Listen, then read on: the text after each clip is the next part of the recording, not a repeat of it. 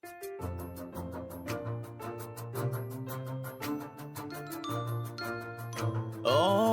Seigneur, nous t'adorons sur toute la terre. Nous voilà encore pour une nouvelle épisode de l'écho de la parole de Dieu, la rhapsodie des réalités. J'espère que vous allez super bien de là où vous êtes, bien réveillés par la grâce de Dieu, n'est-ce pas?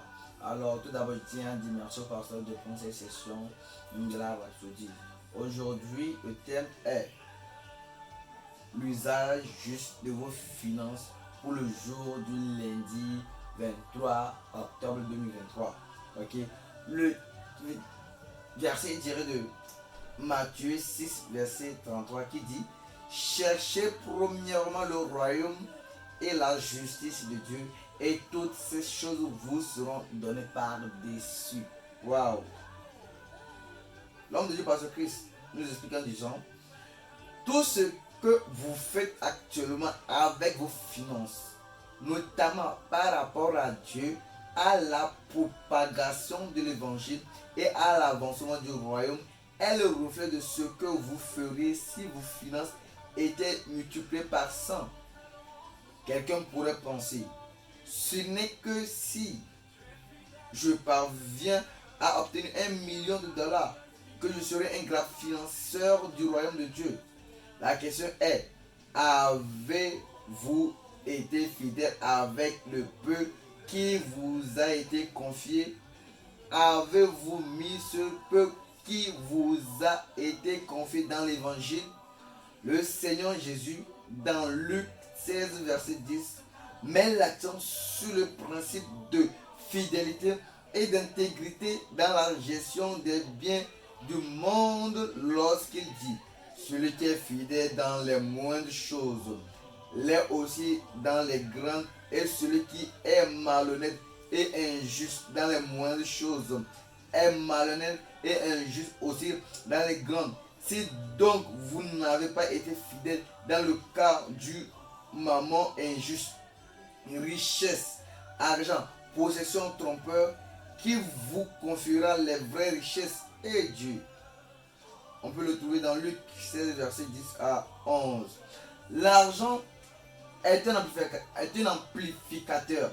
Il a la capacité unique d'amplifier, de magnifier ou de révéler le caractère de quelqu'un. Chaque action et décision que vous prenez avec cet argent aujourd'hui témoigne de votre caractère. Et cet aspect fondamental de votre caractère ne changera pas lorsque vos ressources financières augmenteront. Vous ferez simplement davantage de ce que vous faisiez. Pour les gens qui utilisent déjà leur argent de manière négative, disposer de plus de ressources financières ne fera qu'amplifier ces actions négatives.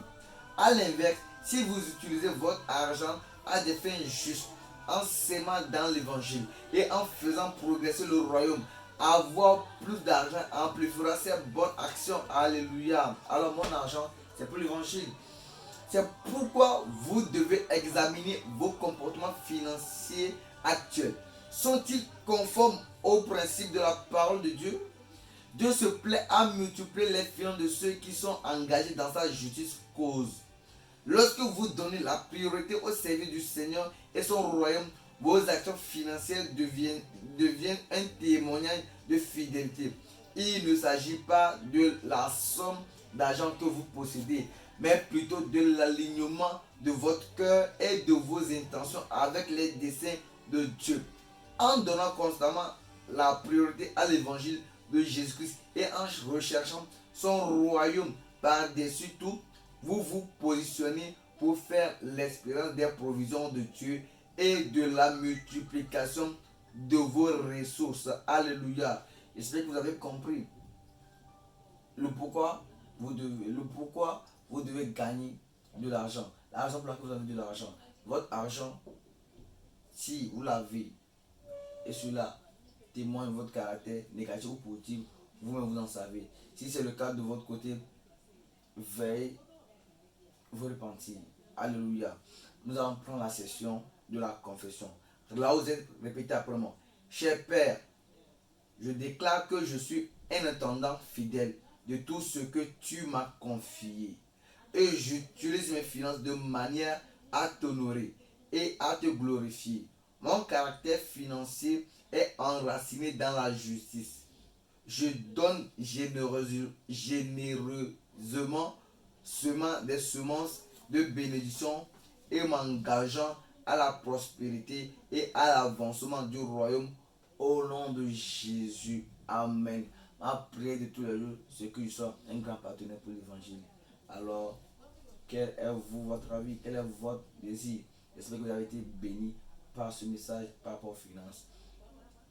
Soyez connectés. Si c'est votre première fois sur nos comptes, veuillez vous abonner. Que Dieu vous bénisse.